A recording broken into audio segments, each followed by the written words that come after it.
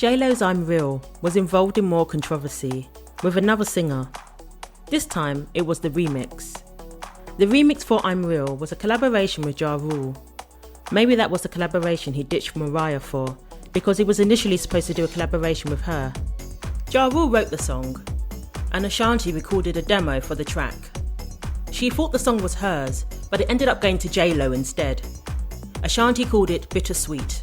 I was like, you give me that, I want that record. I was so mad, but I was happy at the same time because it was J-Lo.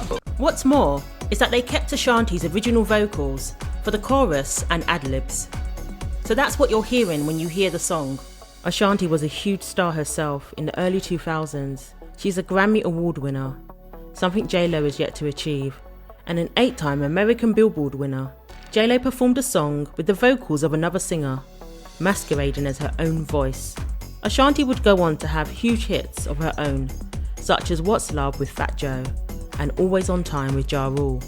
The remix to I'm Real was number 1 on Billboard for 5 non-consecutive weeks. Even more disturbing was J-Lo's use of the N-word in the song. Of course, she was singing lyrics written by Ja Rule and sung the line, "I tell them to mind their biz, but they don't hear me though." Some fans even protested at some of her concerts in New York at the time.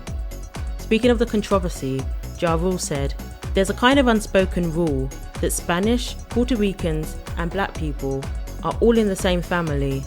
So why can't they say?" It was pointed out that Latino rappers such as Fat Joe say it. Ja Rule said, "People were upset because they don't see her as Jenny from the block. They see her as an icon, and some even see her as white."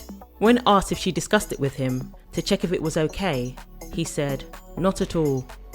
So according to Ja Rule, she wasn't even hesitant to say it. Remember, this was in the early 2000s, before Twitter and Instagram existed. No doubt, Black Twitter would have had a lot to say about it. If You Had My Love. Jennifer Lopez came on the scene with her debut single, If You Had My Love, which went to number 1, and she won a Billboard Music Video Award for Best New Artist Video. Shawnette Harrell sang the chorus, and her voice is mixed in as background vocals. It's not out of the ordinary for other singers to do background vocals for an artist, especially for harmonising, so many may not see this as a big deal, whereas others may see a pattern forming here of J-Lo using the voice of other singers as her own. Ain't it funny? Some of J-Lo's songs were remixed for an edgier urban appeal. The remixes didn't sound anything like the originals. Ashanti was brought in to write the song Ain't It Funny, another Ja Rule collaboration. Ashanti sang the chorus and added ad-libs once again. She even appears in a music video, showing there are no hard feelings. The choruses to these songs that were sung by other singers are not exactly Mariah Carey style vocals, so it's surprising that J-Lo's voice was not deemed fit enough to hold the entire song. It doesn't reflect well on her vocal ability, but everybody has their strengths and weaknesses. Is All I Have. My Love Is All I Have was a popular collaboration with LL Cool J, and it was very successful. The song was inspired by Deborah Law's track, Very Special. The chorus included the vocals from the original song. Deborah was not happy about the use of her voice for J-Lo's version. She took Sony to court for the misappropriation of her voice, but the case was dismissed. Sony had legally obtained permission to use the track. Get Right. Get Right was on Jennifer's 4th studio album. It gave J-Lo more of a jazz and funk sound that kept her style fresh.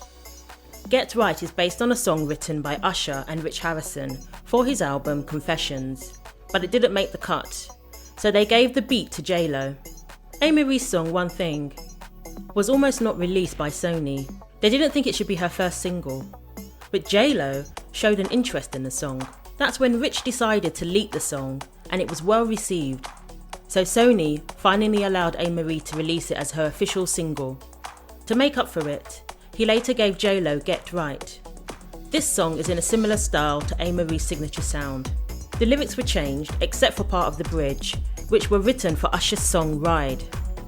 There was some dispute over the publishing rights, which Usher wanted to keep. J-Lo may very well have gotten One Thing and had it for her own album. Can you imagine if it went to J-Lo instead of A. Marie, who co-wrote the song? Once again, J-Lo isn't very prominent in the chorus for Get Right. Most of the vocals were apparently done by Rudaina Haddad. It does seem like record executives and producers have favoured J-Lo over other artists. Even those who are much better singers than her, J-Lo does have an appeal to various different communities. So maybe they see her as more marketable and able to bring in more money.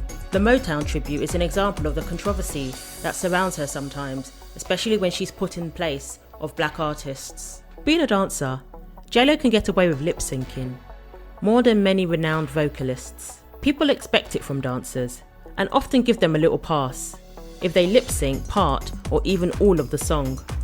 Some singers are considered more as entertainers than vocalists. J-Lo would often sing parts of the song and lip sync the high notes. It's very cheeky. Even at the Super Bowl, many fans suspected that there was some lip syncing going on. The vocals were probably pre-recorded. What's weird is when she lip syncs to the voice of other people. For some reason, J-Lo does not like to sing her own choruses. For the song Play, fans actually noticed that the song sounded a lot like Christina Millian. Christina actually admitted that the entire chorus is her voice. Christina said, "Oh yeah, I sing on the chorus." But I think that's a known thing. When demos are recorded for J-Lo, they seem to keep the original vocals for the chorus. There are many other examples of songs where she hasn't sung the chorus and the ad-libs. The same applies to Love Don't Cost a Thing and the song Feeling So Good. Feeling So Good features Fat Joe and the late Big Pun. The song was dedicated to him as it was released shortly after his death. J-Lo again did not sing the chorus.